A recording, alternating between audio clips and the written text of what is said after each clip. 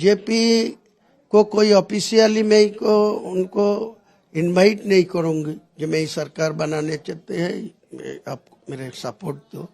लेकिन वो टीएमसी के रोकने के लिए यदि वो सपोर्ट दे चुके हैं तो मैं बाहर से सपोर्ट देंगे, कोई जोड़ के तो नहीं होंगी ना। टीएमसी को साथ में जुड़ूंगी नहीं, बीजेपी को साथ में जुड़ूंगी। लेकिन टीएमसी को दूर रखने के लिए अगर बीजेपी का समर्थन मिलता भी है तो क्या आप लेने को तैयार रहेंगे? बोला तो वो टीएमसी कोई सपोर्ट देगी, वो भी लेने का कोई प्रॉब्लम नहीं है। और टीएमसी के सत्ता से बाहर रखने के लिए वही बीजेपी जो नया विधायक जीत के आएगी तो सपोर्ट देगा तो क्या दिक्कत है? सरकार तो बनना चाहिए ना। मेरा पलासी से तकरीबन 22 किलोमीटर की दूरी तय करके आखिरकार बाबरी मस्जिद बेलडांगा के जहां बनेगा वहां आप पहुंचे हैं हुमायूं कबीर। हमने देखा है कि सड़कों पे कई सौ लोग अलग अलग जगहों पर उनके पास आ रहे थे, उनसे बात कर रहे थे। हुमायूं जी, ये बताएं कि ये 22 किलोमीटर का जो फासला आपने तय किया, क्या लगा आपको पलासी से यहां तक जब आए रोड शो करते हुए, कैसा सपोर्ट लग रहा है? देखिए, मेरा तो 2 महीना से बाबरी मस्जिद बनाने के लिए ऐलान किया, वो लिम भी रखा 6 दिसंबर 2025।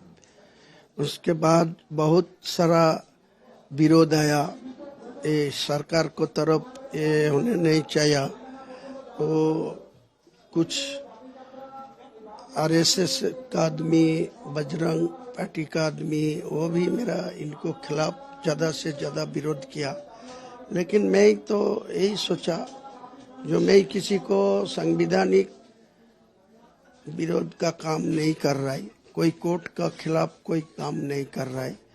जो इसके बारे में हाई कोर्ट में 2 बार केस आया, एप्लीकेशन डाला, तो हाई कोर्ट ने ये निर्णय लिया जो बाबरी मस्जिद बनाने का कोई संविधान का खिलाफ नहीं है।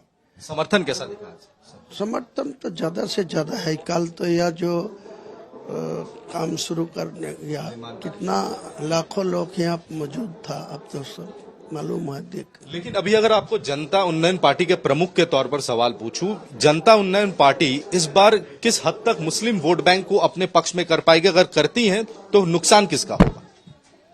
सत्ता जो है, सत्ता में जो है, कुर्सी में जो है, उनका ही नुकसान होगा। वही भी 3rd पोजीशन में चला जाएगा।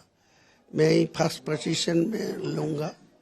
2nd position Bharatiya Janata party जो पिछले इलेक्शन में 77 जाके रोक गया, वो 100 तक पहुंचने का कोशिश में है। वो बहुमत में तो कहीं नहीं आने चाहिए। मेरा ख्याल से ये जो अगले जो असेंबली का इलेक्शन वो हैंग होगी, त्रिशंकु होगी। क्या आप किंग मेकर होंगे? मैं किंग मेकर के मैं सरकार बनाएंगे। कैसे? मैं कोई कितने सीटों में उम्मीदवार देने का अभी तक प्लान है? मेरा तो अकेला ही 182 देने के लिए तैयार है। लेकिन कोई जो मेरा गठबंधन का जोड़ के आएगी तो उनको लिए कुछ सीट पीछे हटने का। एमआईएम क्या कह रहे हैं? एमआईएम के साथ मेरा बातचीत फाइनल होकर रखा। कितने सीटों की बातचीत हुई है? वो पहले से उनको असदुल्ला वैसी साहब जो जमींदारी दिया, वो इमरान सोलंकी और उनका ऑब्जर्वर एडवोकेट आदिल हुसैन, उनका साथ भी 2 दिन पहले यहाँ 20 मिनट बात हुआ मेरा फोन से। उनका ऑल इंडिया जो जनरल सेक्रेटरी है, उनका साथ भी बात हुआ। वैसी साहब मेरे को मिलने का मौका देगी, जितना हो। मैं रमजान शुरू होने के बाद हैदराबाद जाऊंगा। कितने सीटों की बात हुई है अभी शुरुआती में? कितने वो लोग तो ज्यादा से ज्यादा सीट नहीं मांगा, वो 15 सीट के लिए डिमांड दिया। मेरा लगा जो 15 डिमांड दिया तो उनको जो मैं 10 सीट देगी, 12 सीट देगी तो वो मान लेंगे। तो क्या अगर आप जो मांग कर रहे हैं कि आप सरकार बनाने की स्थिति में रहेंगे, अगर सोचिए कि आपको बाहर से किसी की समर्थन की जरूरत पड़े, तब क्या करेंगे? मैं ले लूंगी। सरकार तो बनना चाहिए ना। कोई असेंबली का रिजल्ट कोई हैंग होगी, कोई त्रिशंकु होगी तो किसी न किसी को तो सरकार बनाने का। बीजेपी तो आपके खिलाफ है, तो क्या अगर बीजेपी की जरूरत पड़ेगी तो क्या उनके भी मदद लेंगे? मैं बीजेपी को कोई ऑफिशियली मैं को उनको इनवाइट नहीं करूंगी कि मैं सरकार बनाने चाहते हैं, आप मेरे सपोर्ट दो। लेकिन वो टीएमसी के रोकने के लिए यदि वो सपोर्ट दे चुके हैं तो मैं बाहर से सपोर्ट देंगे, कोई जोड़ के तो नहीं होंगी ना। टीएमसी को साथ में जुड़ूंगी नहीं, बीजेपी को साथ में जुड़ूंगी। लेकिन टीएमसी को दूर रखने के लिए अगर बीजेपी का समर्थन मिलता भी है तो क्या आप लेने को तैयार रहेंगे? बोला तो वो टीएमसी कोई सपोर्ट देगी, वो भी लेने का कोई प्रॉब्लम नहीं है। और टीएमसी के सत्ता से बाहर रखने के लिए वही बीजेपी जो नया विधायक जीत के आएगी तो वो सपोर्ट देगा तो क्या दिक्कत है, सरकार तो बनना चाहिए ना। मेरा आखिरी सवाल आपसे, अभी आप राजनीतिक नेता, कद्दावर नेता माने जाते हैं, मैं राजनीति का एक सवाल पूछ रहा हूं। अभी हाल ही में वंदे मातरम को मैंडेटरी किया गया है कि हर ऑफिशियल सरकारी प्रोग्राम में, राज्य सरकार हो, गवर्नर हो या सेंट्रल गवर्नमेंट के प्रोग्राम में वंदे मातरम को चलाना चाहिए और उसे लोगों तक और पहुंचाना चाहिए। तो इस बारे में काफी ज्यादा विरोध अपोजिशन पार्टी से देखने को मिल रहा है, आपकी क्या राय है? देखिए, भारत का जो वंदे मातरम का जो स्लोगन है, इनको विरोध करने का कोई जरूरत है ही नहीं।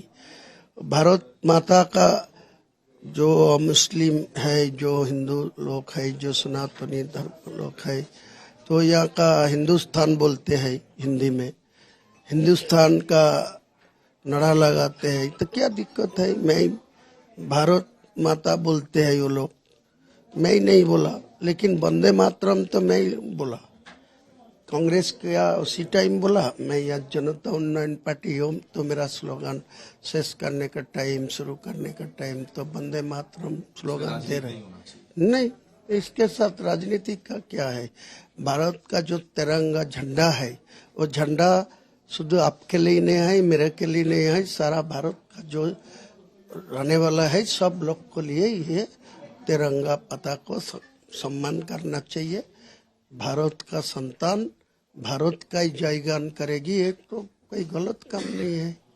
तो ये थे हुमायूं कबीर, अब जनता उन्नयन पार्टी के प्रमुख। आज बाबरी मार्च को लेकर वो 22 किलोमीटर चले और उन्होंने रणनीति हमारे साथ साझा किया कि वो किस तरीके से आने वाले चुनाव में अपने आप को देखते हैं, अपने पार्टी को देखते हैं और वो उम्मीद रखते हैं कि आने वाले चुनाव में सत्ता जनता उन्नयन पार्टी की होगी। लेकिन वाकई में चुनावी नतीजे आने तक हमें इंतजार करना होगा। कैमरामैन शुभजीत गायन के साथ तपस सेन गुप्ता, आज तक, मुर्शिदाबाद। बीजेपी को कोई ऑफिशियली मैं को उनको इनवाइट नहीं करूंगी कि मैं सरकार बनाने चाहते हैं,